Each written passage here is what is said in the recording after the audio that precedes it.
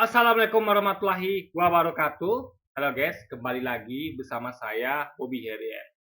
Kali ini saya ingin bahas tentang kalau kita pertanyaan ya, kalau kita punya uang untuk modal misalnya nih, misalnya kita punya taruhlah mau 100.000, mau sejuta, mau 10 juta gitu kan. Apakah kita tuh baiknya buka usaha atau beli saham? Nah, jadi pertanyaan ini kenapa saya hubungkan antara beli saham atau buka usaha, karena, saham itu kan adalah kepemilikan atas suatu perusahaan. Misalnya kalau kita beli saham BCA, berarti kita punya saham atas perusahaan BCA tersebut. Atau kita misalnya beli perusahaan, Pura Jawadi Trans yang bergerak di bidang logistik dan transportasi, berarti kan kita artinya punya pegang, kita merupakan pemilik perusahaan tersebut. Nah, ini sama-sama pemilik. Buka usaha, Anda memiliki usaha, di saham juga Anda memiliki usaha itu. Sama-sama pemilik ya, sama-sama memiliki usaha. Nah, ini kita akan bahas bedanya ya. Jadi, mana lebih lebih baik atau lebih menguntungkan atau lebih bagus antara beli saham atau buka usaha. Nah, ini sekali lagi guys ya, kita harus detailkan dulu ya. Kita harus kaji antara keduanya dan kita elaborasi dan kita simpulkan nanti di akhir. Jadi gini, buka usaha itu perlu diingat ada risiko dan di saham juga ada risiko. Risiko buka usaha itu adalah ya bangkrut atau gagal. Karena kalau kita buka usaha itu peluangnya 50-50 karena belum ada track record. Ingat, saya punya uang 10 juta. Saya buka usaha. Saya belum pernah buka usaha sebelumnya atau asalkan saya pernah buka usaha, tapi saya belum pernah buka usaha di situ atau ya belum pernah lah ada sejarah track record usaha yang saya buka itu karena kan baru pertama kali memulai. Nah, itu risikonya sangat besar ya. Kalau bisa dikatakan 50-50 antara berhasil dan gagal. Nah, mungkin yang sangat membantu adalah pengalaman kita. Apakah kita tuh pernah buka usaha sebelumnya, usaha yang sama atau usaha lain yang sejenis, atau kita memang riset kita betul-betul bagus, gitu, ya. Ini semuanya itu betul-betul gambling, buka usaha itu, ya kan. Nah, tentu dengan usaha dan kerja keras, dengan effort yang lebih, kita mungkin bisa membuat gambling itu sedikit ke arah lebih sukses, lebih dekat ke sukses dibandingkan gagal gitu. Cuman tetap peluangnya 50-50. Nah, beda dengan beli saham perusahaan yang memang sudah, kita bukan ngomong tentang perusahaan IPO ya, alias dia baru menawarkan penawaran saham perdana. Itu pun dia sudah berjalan. Jadi perusahaan itu IPO nggak sembarangan. Dia sudah punya track record minimal berapa tahun sebelum dia tuh bisa IPO. Ini dia sudah ada track recordnya, udah ada rekam jejaknya, sudah ada bukti historisnya. Dia ada nggak bisa samakan antara usaha yang baru buka dengan usaha yang sudah berjalan, itu beda. Kita hanya bisa membaca usaha yang sudah berjalan untuk menentukan perkiraan yang lebih akurat tentang masa depannya dibandingkan dengan buka usaha baru yang memang masih berisiko gitu, belum ada track recordnya, belum. Yang kita baca adalah riset riset tentang sesuatu yang belum pernah jadi masa lalu, betul-betul murni prediksi masa depan. Tapi kalau kita membeli perusahaan yang sudah jadi, itu adalah kita bukan hanya memiliki masa depan, tapi juga bisa memperkirakan, dibantu sedikit dengan track record masa lalu. Jadi akan lebih akurat dan akan lebih aman untuk membeli saham perusahaan yang sudah berjalan. Jadi bukan usaha baru itu lebih berisiko gitu guys. Nah, itu dari sisi risiko ya. Lalu sisi risiko lainnya gini ya. Eh, Kalau kita buka usaha, itu biasanya kita adalah pemilik tunggal. Atau kita join dengan orang lain, tapi kita usahakan tetap kita tuh yang pegang saham terbesar. Misalnya kita modal 10 juta, mungkin yang lain ikutan cuma modal di bawah itu. Bisa kita tuh adalah pemilik yang terbesar. Sehingga kita akan mengendalikan itu. Kita punya kendali penuh atas perusahaan itu. Kalau saham tidak. Karena rata-rata perusahaan yang besar itu, yang IPO minimal, itu dimiliki rame-rame guys. Susah bagi satu orang untuk menguasai, kecuali memang dia sudah kaya dari awal. Atau memang dia sudah mengumpulkan harta yang banyak sehingga dia bisa menjadi pemilik mayoritas di suatu saham perusahaan TBK gitu kan. Nah, jadi Anda akan ya nasib Anda adalah menjadi pemilik minoritas. Sehingga Anda tidak pegang kendali atas perusahaan, semua ditentukan oleh pemegang saham mayoritas. Anda hanya bisa ngikut saja. Apa saja kebijakan yang dilaksanakan, yang diinginkan oleh pemilik saham mayoritas, Anda cuma bisa ikut. Sama kayak misalnya Anda tuh kalau beli saham tuh sama kayak Anda tuh ikut teman buka usaha. Nah, kalau modal dia begitu besar, Anda cuma kecil, Anda cuma bisa ya ikut aja. Kalau ketika rapat pun suara Anda akan kalah dibandingkan teman Anda yang megang saham mayoritas. Misalnya Anda buka usaha restoran bersama dengan teman Anda. Dia modal dia 100 juta, Anda cuma 10 juta. Ya, apapun keputusannya akan bergantung pada dia. Anda cuma bisa ngikut karena modalnya sedikit. Anda tidak berhak untuk memveto. Dia berhak karena modalnya lebih besar. Jadi Anda tuh hanya bisa ngikut, nggak bisa menentukan kebijakan. Nah, itu bedanya. Nah, syukur-syukur kalau yang pemilik metode adalah orang yang cerdas dibandingkan Anda. Lebih cerdas, lebih pintar, lebih pengalaman, hasilnya akan lebih bagus. Karena kalau Anda yang megang justru kacau karena Anda tidak, misalnya kalah pengalaman, kalah ilmu, kalah cerdas itu. Jadi keuntungannya adalah yang pemilik saham mayoritas itu harusnya lebih cerdas daripada yang minoritas. Baru di situ akan berjalan perusahaan itu dengan baik. Kalau jadi sebaliknya kacau. Jadi kalau seandainya pemilik mayoritas itu adalah orang yang kalah cerdas dibandingkan yang minoritas, kalah pengalaman, ya pasti perusahaan itu kurang bagus jalannya gitu kan. Mending dipegang oleh yang minoritas, tapi nggak mungkin karena memang porsi sahamnya kecil. Nggak mungkin dia berkuasa. Dan mungkin dia menentukan suara karena suara kecil gitu kan. Nah, tapi kalau buka usaha, kan buka usaha tuh nggak perlu modal besar awalnya guys. Bisa dengan usaha kecil dulu, digedein pelan-pelan. Intinya kita kan berpeluang besar untuk menjadi pemegang saham terbesar. Sehingga betul-betul kita tuh menentukan arah kebijakan perusahaan, bukan orang lain. Dan itu akan bagus kalau memang kita punya ilmu, pengalaman yang mencukupi. Kalau balik ke perusahaan tadi, terbuka tadi, kalau kita memang ilmu kita di bawah rata-rata, pengalaman di bawah rata-rata, ya sama saja hasilnya. Mending kita buka bisnis itu, usaha itu, orang lain yang ngelola yang lebih ahli daripada kita, anggaplah itu sebagai ya sama kayak posisinya kayak pemilik mayoritas saham tadi, tapi dia nih lebih ke manajemen gitu. Dia nggak punya saham di usaha yang Anda baru buka, tapi dia membantu ide pikiran dan praktiknya bagaimana dengan perusahaan itu, sehingga perusahaan itu akan lebih bagus ke jalannya gitu guys. Nah itu, jadi sebenarnya semuanya tergantung pada pemilik saham mayoritas tuh haruslah yang orang yang punya keilmuan, kecerdasan dan pengalaman yang bagus di bidang itu. Sehingga akan perusahaan itu akan bagus jalannya gitu kan. Nah, jadi itu poinnya. Lalu misalnya gini. Nah, juga tekan. Jadi ada banyak faktor lain yang berperan misalnya kayak saya. Saya adalah seorang pekerja yang bekerja dari Senin sampai Sabtu dari jam 8 pagi sampai jam 8 malam gitu kan. Itu memang saya nggak mungkin buka usaha. Minggu libur. Karena usaha itu butuh apa ya? Apalagi awal-awal itu butuh kita yang kontrol. Nah, mungkin saya serahkan sama orang gitu kan. Ya kan? Karena kita nggak semudah itu percaya orang dan ini jadi memang usaha yang baru dibangun itu harusnya kita yang ngelola gitu. Jangan baru di awal tuh langsung serahkan sama orang. Karena ini adalah risiko besar karena uang kita gitu guys, ya kan?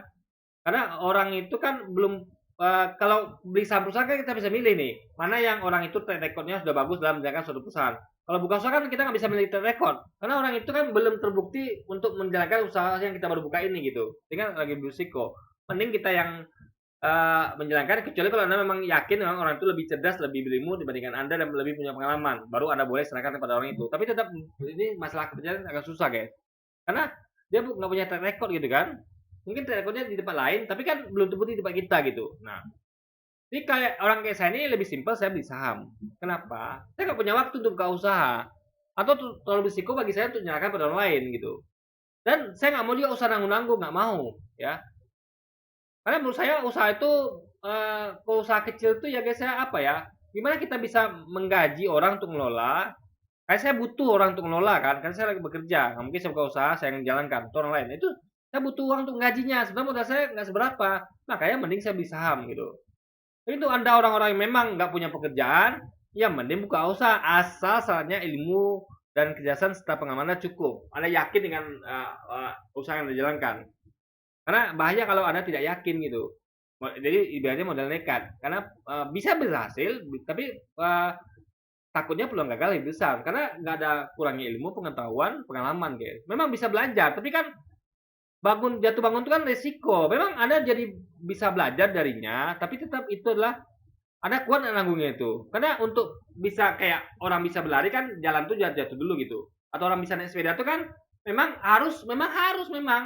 belajar sepeda dulu jadi jatuh memang harus gitu. Gak ada orang langsung bisa pandai naik sepeda kan. Nah, memang harus melewati proses itu.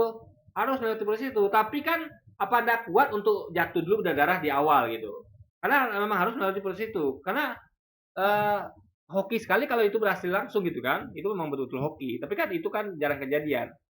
Ya, yang ada adalah betul-betul ya ilmu dan pengalaman itu yang berbicara gitu kan. Jadi intinya adalah Anda siap nggak? Memang itu harus dilalui. Kalau memang Anda memang punya modal yang berlapis, ya kalau sekali gagal Anda bisa lagi, ada 2 3 kali, barulah Anda yakinkan untuk buka usaha. Kalau tidak kan main aman saja beli saham, guys. Nah, itu poinnya. Itu hemat saya gitu kan. Karena memang buka usaha itu risiko besar.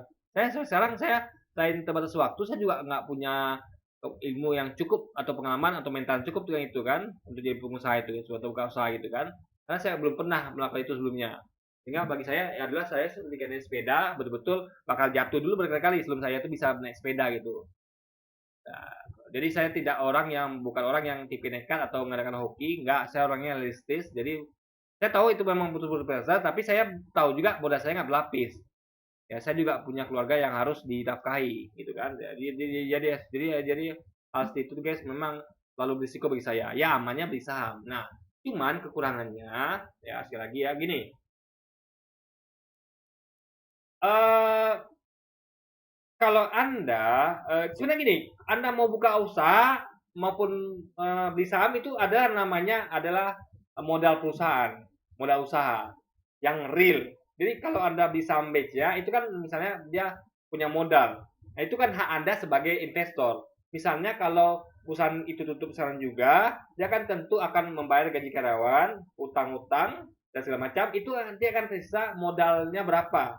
Itu kan yang tertera di laporan keuangan, modal intinya. Itulah hak investor kalau perusahaan tutup sekarang juga, kita kan menerima uang kurang lebih segitu. Karena itulah uang real perusahaan, ya misalnya modalnya berupa barang-barang atau uang deposito di bank atau apapun itu kalau ditutup itu yang kita dapat gitu.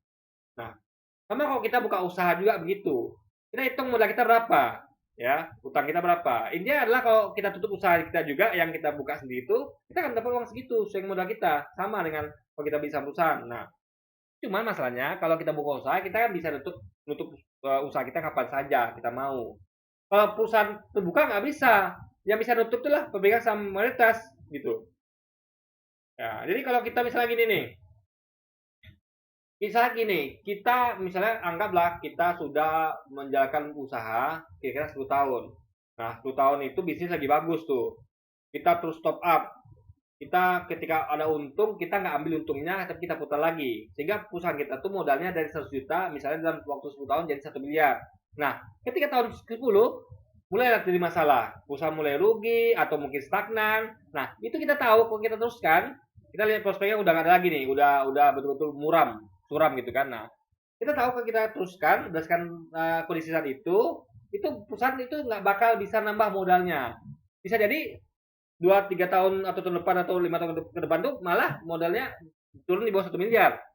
Ya perkirakan. Nah, itu kita lebih baik tutup perusahaan guys untuk menyelamatkan modal yang sudah ada. Atau mungkin kita bisa ekspansi. Tapi kalau kita lihat juga peluang ekspansi nggak ada, juga atau mungkin risiko terbesar, ya mending tutup saja. Minimal kita dapat 1 miliarnya gitu.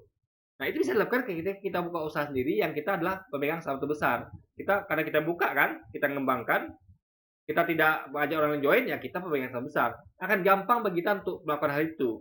Kalau ketika terjadi apa-apa dengan perusahaan, kita lihat arah ke depan tidak ada lagi gitu. Udah menurun. Daripada modalnya berkurang, mending kita tutup satu juga. Nah itu nggak bisa dilakukan di saham kalau kita ikut perusahaan terbuka, karena modalnya kecil. Bukan kita bentuk perusahaan. Yang mau perusahaan adalah yang punya saham terbesar. Ya kalau dia punya pikiran sama ke kita, mending daripada rugi-rugi terus, dia juga udahlah tutup perusahaannya sekarang juga gitu dapat uang segitu kan. Kalau tidak bagaimana gitu. Misalnya dia kan orangnya memang nekat ya, sudah kita ubah bidang usaha gitu kan. Ya kita bisa apa sebagai pemilik minoritas gitu. Atau dia pertahankan, mungkin suatu nanti dia bagus lagi. Pak kita udah memandang nih, memang nggak bagus lagi kinerjanya, karena memang bisnis lagi suram gitu. Contoh kayak bisnis kemarin kayak bisnis apa ya, bisnis apa tuh namanya guys, batu ake. Kita lihat ini nggak bagus lagi nih, bakal hilang ini kan, ternyata betul hilang gitu. Jadi mereka optimis gitu. Nah itu kan bahaya.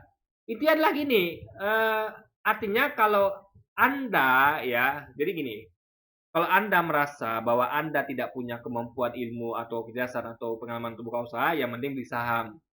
Dan tentu pilih saham yang pemiliknya itu orang yang lebih jelas dari Anda. Jangan pemilik perusahaan yang pemiliknya itu lebih tidak cerdas daripada Anda gitu. Atau minimal dia punya manajemen yang bagus gitu. Karena gini, sebenarnya yang faktor besar adalah pemilik, bukan manajemen. Karena manajemen akan ikut pemilik. Manajemen itu kan gini guys, manajemen perusahaan itu kan hanya bisa untuk memberikan semacam apa ya, memberikan semacam apa tuh namanya ya, semacam pinpoint lah gitu. Kita Pak, rencana kita begini Pak sebagai manajemen. Nah kalau pemilik saham terbesar nggak mengiyakan bagaimana? Tentu manajemen gagal rencananya. Makanya hak veto itu ada di pemilik perusahaan. Nah makanya yang harus penting itu adalah pemilik perusahaan mayoritas itu adalah harus lebih cerdas dibandingkan kita. Kalau bisa plus manajemen juga harus lebih cerdas gitu. Karena pemilik perusahaan yang cerdas dia bisa ganti manajemen. Tapi manajemen nggak bisa ganti owner, ingat ya. Manajemen nggak bisa ganti owner, pemilik nggak bisa. Yang bisa adalah pemilik ganti manajemen. Jadi kalau pemilik yang cerdas ini melihat bahwa owner ini manajemennya nggak cerdas, dia ganti bisa. Makanya kunci pertama adalah ketika Anda tuh mau beli saham atau Anda tuh mau buka usaha adalah pemilik mayoritas yang mana kalau beli saham itu adalah bisa jadi bukan kita karena uang kita sedikit, tapi kalau berusaha kita itu harus lebih cerdas dibandingkan yang pemilik saham minoritas. Itu kuncinya gitu. Untuk agar Anda tuh bisa cuan di situ. Itu kuncinya gitu kan. Jadi jadi itu tadi kembali lagi ke tadi. Jadi apakah Anda adalah orang yang merasa lebih cerdas daripada jadi gini, kalau saya sih lebih simpel. Kalau saya memang punya kemampuan lebih cerdas atau punya kecerdasan ilmu dan pengalaman cukup, saya akan buka usaha. Tapi kalau tidak, ya sudah, kita pakai jasa orang lain. Kita nebeng di pemilik perusahaan yang memang dia tuh pintar dan punya pengalaman gitu. Inilah itu siapa pemilik perusahaan yang bagus-bagus itu kan, Anda tinggal nebeng sama dia.